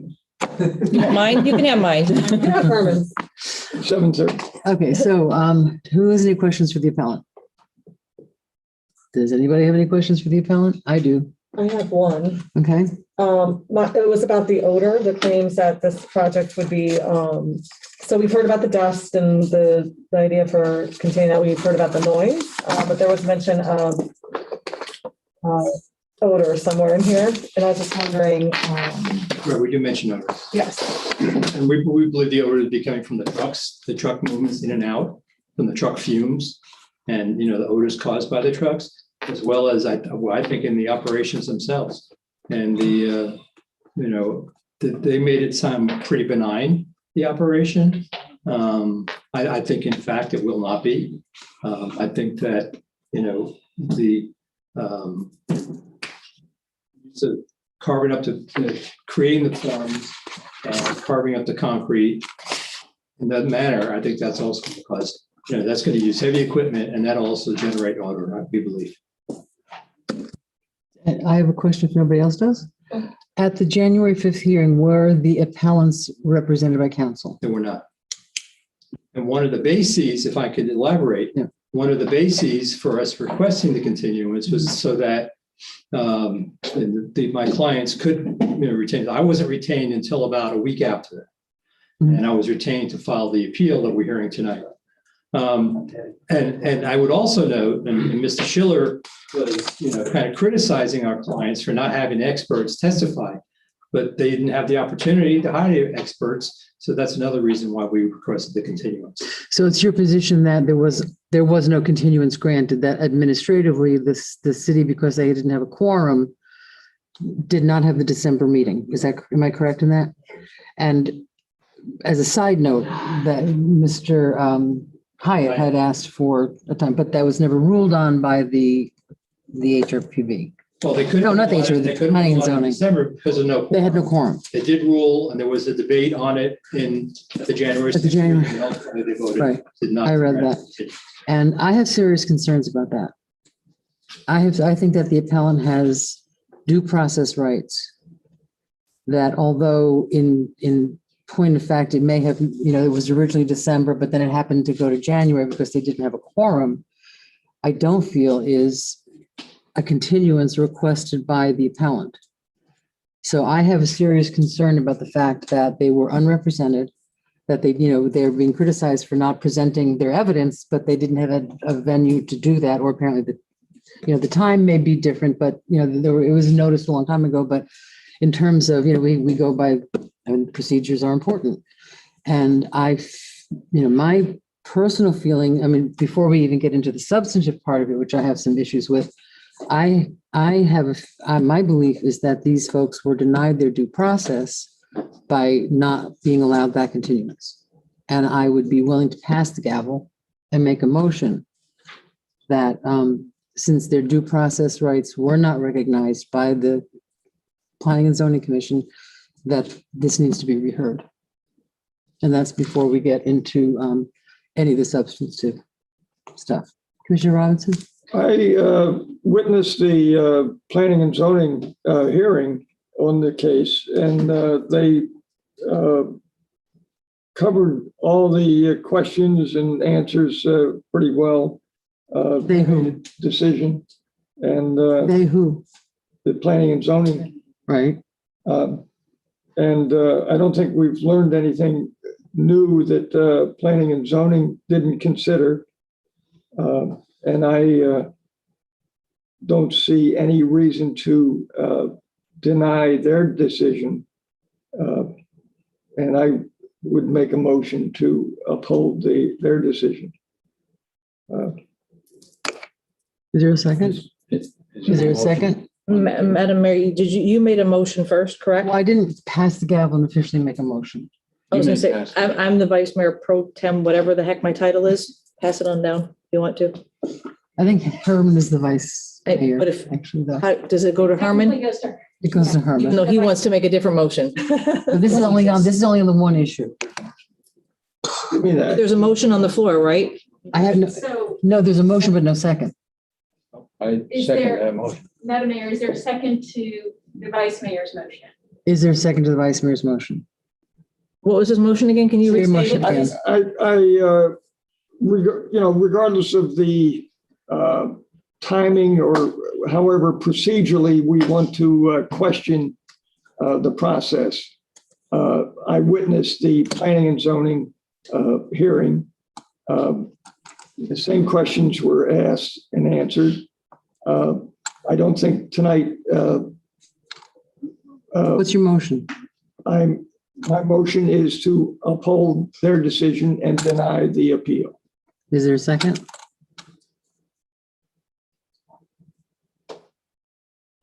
So Motion fails for lack of a second.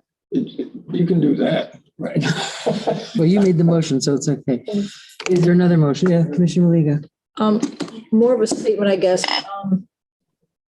While I have to say I agree with both you and Commissioner Robinson at the same time, because you both, there's the both sides of the argument have been met, right?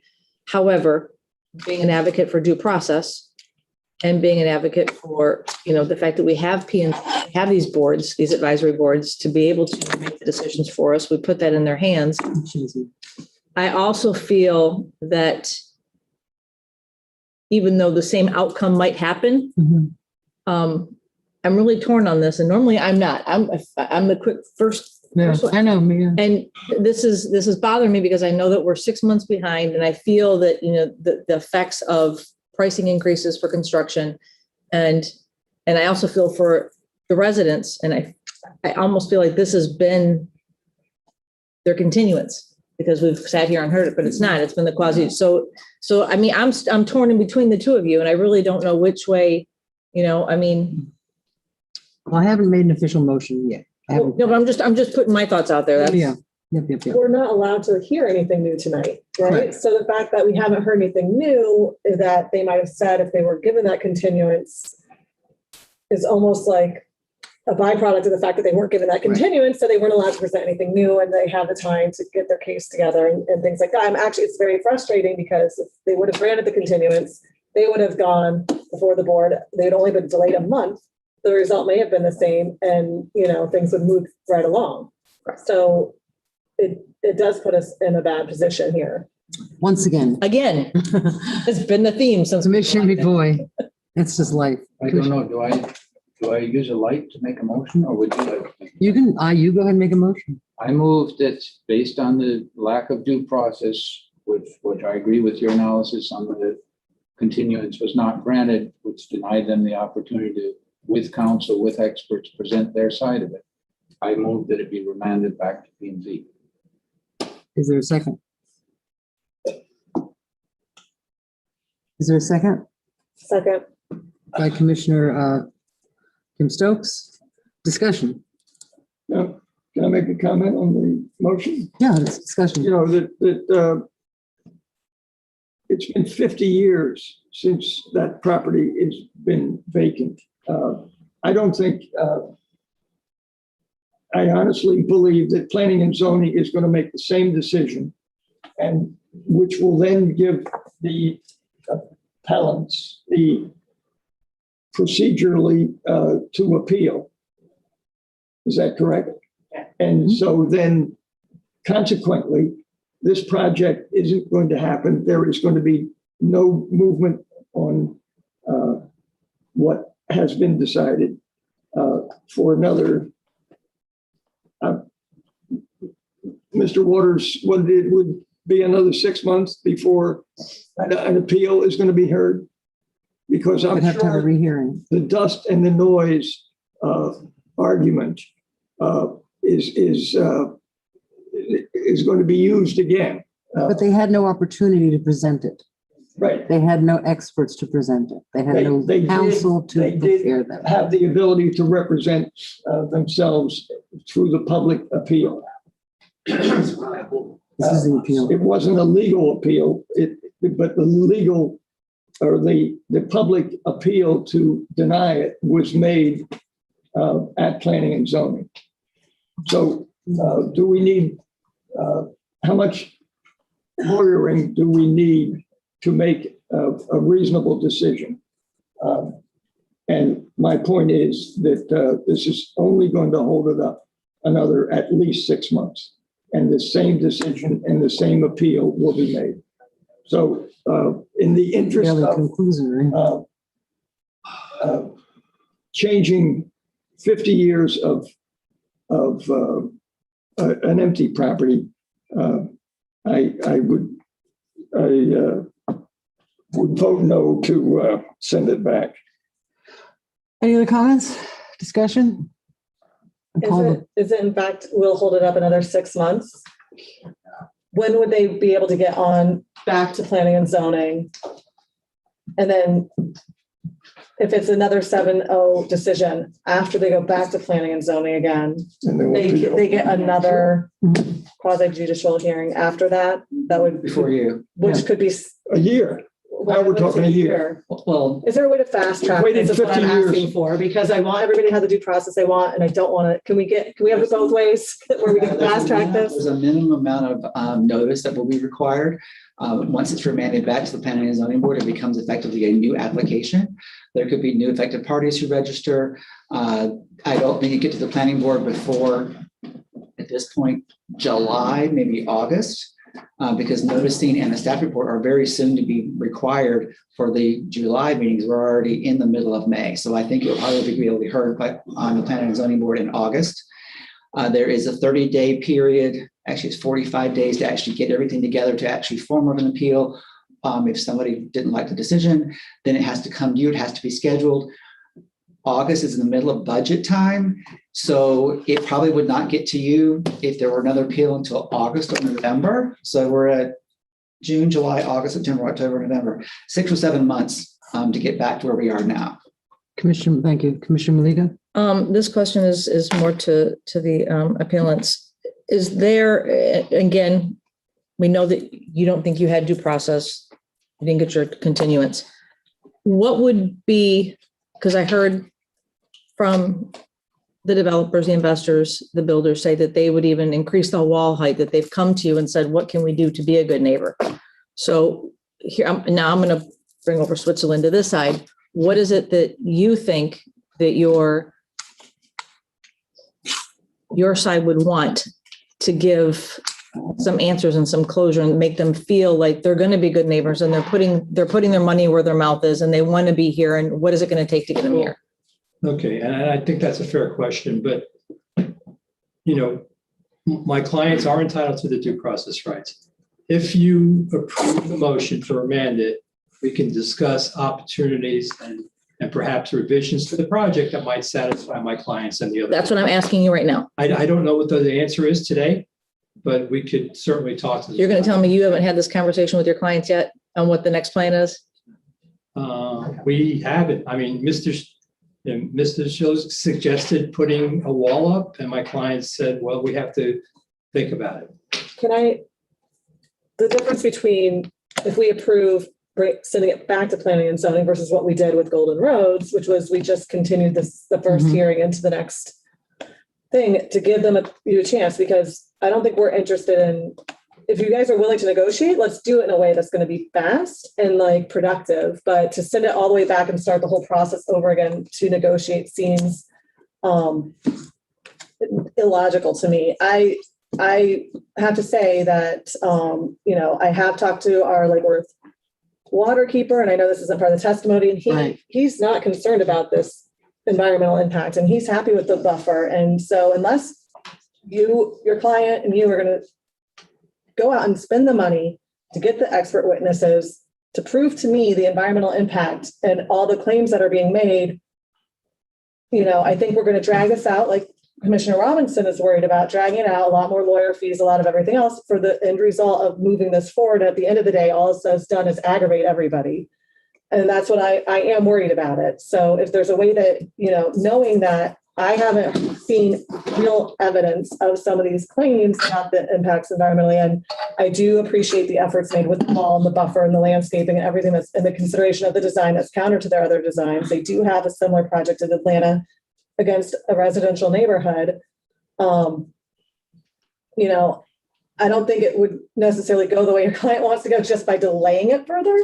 So We're I not think, looking to just, so if we could do a compromise. if I could just respond to, and I don't mean to interrupt, but, Yeah. we're not looking to just delay it. We're looking to have an opportunity for a full hearing where we could, where they would be represented by counsel, which they were not in the first planning and zoning board meeting, and that we could still present experts to back up our claims relating to the dust and the noise and the odor.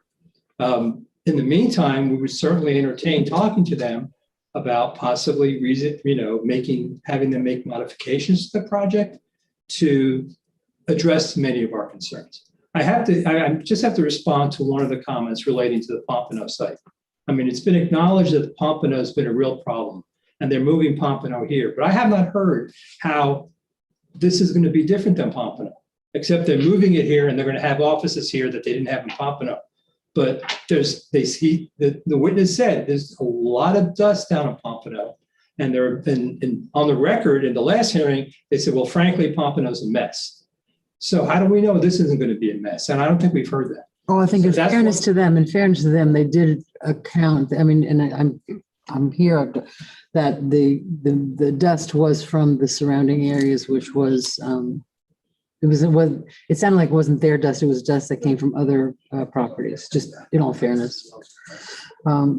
Commissioner How you can McCoy? distinguish dust when it's up in the air already, but that being said, that would be heard at the P&Z meeting if we have another evidentiary hearing at that time. I think our attorney wants to say something. She's speaking up quickly.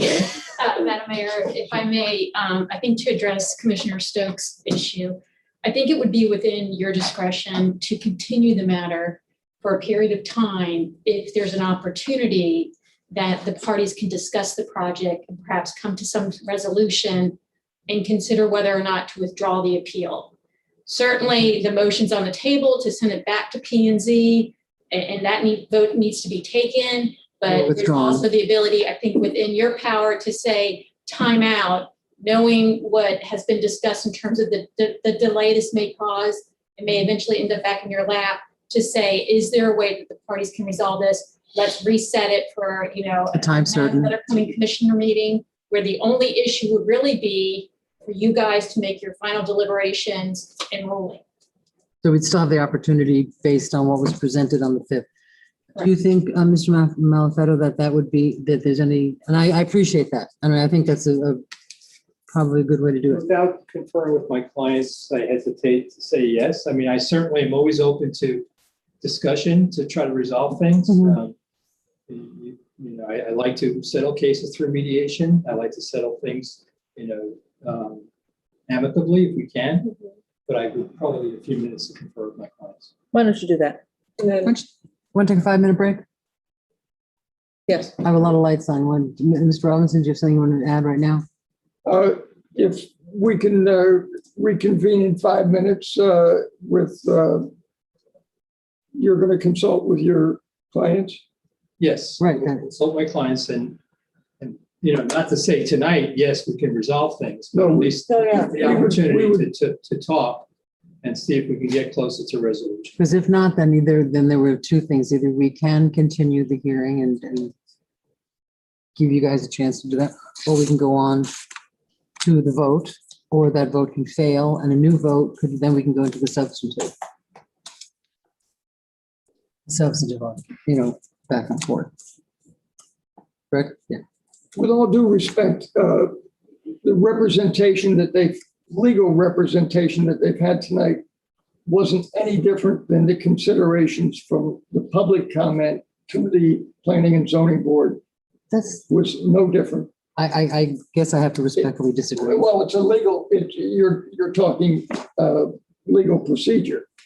I'm talking a reasonable decision from planning and zoning.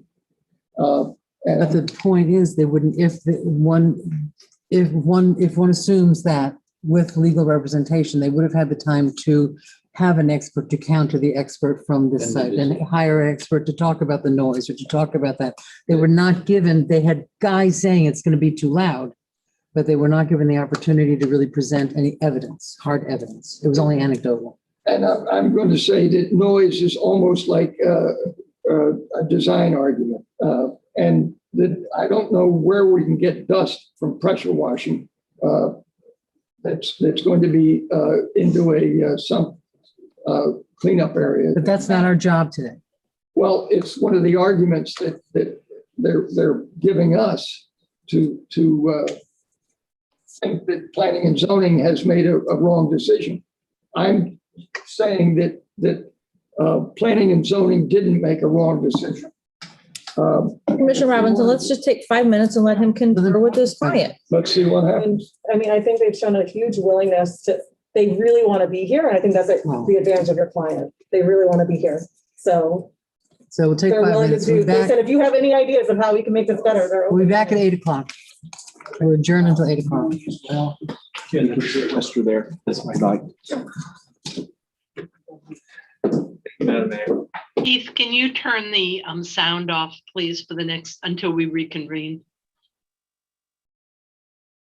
Thank you.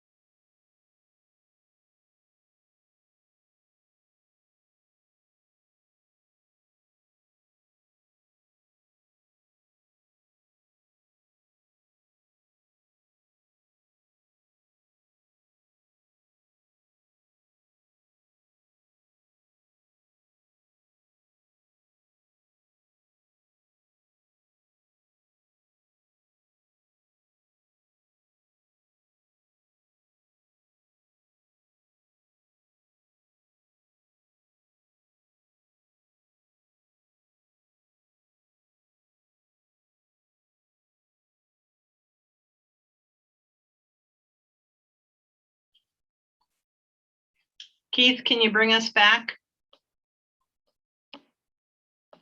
Yeah, commission will need to unmute.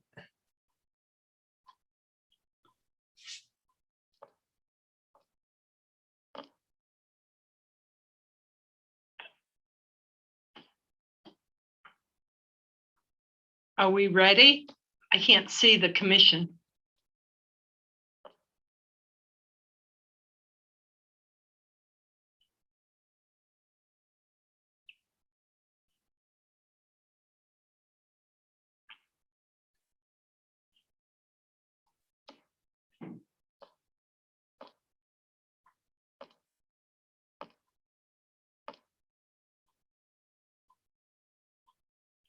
Keith, can you put the commission on the, up on the screen? They're there. They just need to unmute themselves. They can hear us. Oh, okay. Okay, good. Madam Mayor, it's 8:03, and we are back. Oh, is Commissioner, Maliga is not here Getting an extra right bottle of now. water. I thought I saw her. I'm sorry. She's on a mission for an extra bottle of water for our kind guests. I support that one, with or without a motion. And I will allow that clarification. Expecting a lot of men to work. There's no women's shower. Seriously, Yeah, you're right. there's no women's shower.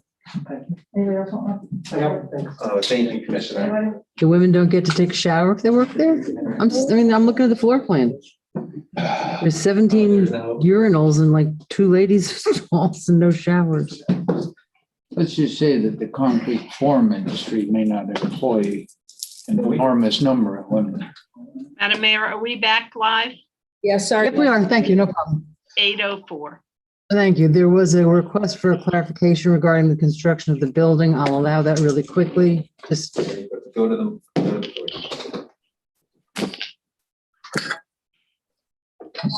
Jared Wright, branch manager for DOKA USA, would like to clarify an earlier statement. The back of the building, the overhang canopy is structural steel. The actual building is a steel column with full precast. It's either 7.5 or 9.5 inch thick concrete tilt up panels for installation to cancel noise. Are you just talking about the 2-story office or the entire building? Thank you. Thank you. With the big open doors The big ass man. and the big ass fans. Mr. Muffaletto? Or I'm not saying that right. I'm calling you a sandwich from New Orleans. I must say, it's not the first time that's happened. And I apologize. But it's Malafato. Thank you very much. So I had Mayor Commissioner, I have had a chance to confer with my clients. And we certainly would like to engage in discussion with the applicant for possible resolution. At the same time, my clients are not willing to give up the due process rights. They believe the case should be remanded back because we think that, with legal representation and perhaps the opportunity to hire experts, we might be able to refute some of their arguments if we don't resolve matters. Right. And maybe turn the vote around, maybe end up. So, with all due respect, Commissioner Robinson, you say, well, it's only procedure, but procedure is a very big part of the law. Right. And procedure is part of due process. And my clients feel very important. I'm very strongly about that. So you'd rather go forward either with the hearing tonight, either way it works out? Yes. Okay. I'd like to hear the outcome of the motion. Okay. Commissioner Robinson? So do I need to repeat my motion? Well, there's a motion on the floor right now. Okay. Madam Clerk, we still have a motion on the floor, right? There is a motion and a second. Commissioner McBoy made a motion that the board, because of lack of due process, remand this back to planning and zoning. It was seconded by Commissioner Stokes. Thank you. And Commissioner Stokes has a comment? Just one last question for either staff or whatever. So you would like us, you're still saying the due process isn't followed and you would like to see it go back to planning and zoning. In the meantime, you'd be willing to work with DOKA, but then what happens there? We still have to wait like, when does that get resolved? Do you get to withdraw your, Yeah. like, it still has to go all the way back through? Well, if I can respond, so if we resolve things with them, if we come to a resolution or a settlement, we'll withdraw our appeal. But procedural, I just need to understand the procedures now. If I may, Madam Yeah, Mayor. go ahead. I think that, as William Waters stated, if we're remanded to P and Z, it's a new application. Mhm. And they have to go back through the entire notice process, not only for the purposes of due process for the appellant here tonight, but all the other property owners who may have felt that they didn't have the right time to have affected party status. So it would be a new application that goes forward. And even if they ultimately came to an agreement as to conditions for this development, it still would have to go through the full P and Z process. But if we extended this first hearing, they could meet, and then if they met and they still couldn't come to agreement, then when we reconvened, we could kick it back to planning and zoning. Absolutely. You could just simply continue this Right. hearing. So it's risky because we're either extending this for another month for no reason if they can't reach Doesn't an have to be a agreement, or month. we could be actually saving a lot of time because if they can reach an agreement. And I understand, I just want to make a comment. I understand Commissioner Robinson and, the delay, but I also, and maybe this is just from my own experience and what the appellant's attorney was, procedure is substantive. They did not have the opportunity to present their case. And I think that's important. And whether or not the outcome is the same, I don't think, again, and I'm speaking from my own perspective here, inconvenience isn't really a reason to deny someone due process. Commissioner McBoy, real quick, and then we're going to call a vote. I would be happy if there's a way to do it, to amend my motion to emphasize the idea of any way possible to shorten the process, the timeframe. I do not have a problem with that. I am sensitive to that. I, like the mayor, do agree, without any legal background, that due process is a significant part of it. And I certainly believe clearly that if the appellants didn't have the opportunity to submit technical expertise, that could very plausibly change the decision that was arrived at. That seems straightforward. Thank you. So I'm going to call the vote. All in favor? Oh, Commissioner Robinson? I'm just sorry that part of the due process was public notice, and public notice was given. So that's process in itself. Let's just call the vote. Either it'll be voted up or down. Well, I want to emphasize that we could, I don't want to lessen the importance of dust and noise, but it can be subjective. And that's not for us to decide. Well, that's their only argument at this point for appealing the decision. And if we can't distinguish between a weak argument and a substantial reason to deny this project, I would think that we should be able to uphold planning and zoning's decision. Thank you. Commissioner Maliga, and then I'm going to really call the vote. Up or down? Make a motion. Oh, we have a motion on the floor. Yeah, but can I make my own motion? My motion is. I think we have to vote on one before we. She can make a motion to amend the motion on the table. But it wasn't her motion.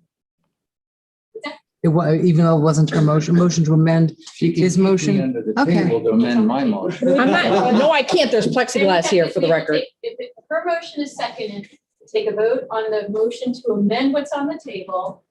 And then if that's approved, then you amend that motion and then you take a vote on the amended. On the amendment, okay. Thank you. You're welcome. I'm just quizzing. I'm really just quizzing Christie.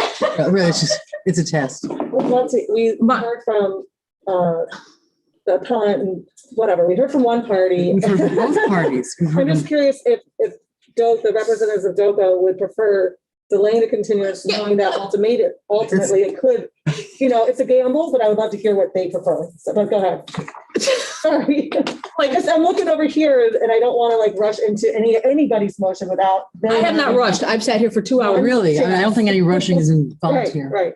I would like to make a motion to amend the motion that's on the floor, that we have a 2-week continuance, see if they can work out their issues. I just wanted to know that that's what they wanted. This is what I brought up before. I mean, it's what we. Right, but I Be a mean, little clearer. I'm making a motion to amend the motion that's on the floor to give a 2-week continuance for us to come back, see if both parties can come to a meeting of the minds and bring this back in 2 weeks and then see where we are. Okay, I mean, and with the understanding, and I. With the understanding, if they That it cannot, could- then we will make a decision that day that will Either deny the appeal or uphold it. throw the appeal. I think that, any second on that motion to amend the motion second. by Commissioner Stokes? All in favor of amending the motion? Aye. Now let's have a vote on the amended motion. 2 You have weeks? to have a second. We did. We did have a second on A second on Commissioner Malika's motion now? Commissioner Stokes. Oh, sorry. Aye. Okay, got it. Thank you. So what You is got to it? keep a scorecard around Can here. somebody tell us what our now? My understanding the motion is to continue this hearing for 2 weeks, time certain, to bring it back and then like start the, if they've not come to an agreement. I would ask that we not go through the 10-minute, things again, but actually, continue thinking about it and make a decision either up or down in 2 weeks. Yep. So that would be So that would not be a remand and It's a continuance. It's just a postpone. That would be the, We don't have a meeting on the. We don't have a meeting. We can't have it on the 25th.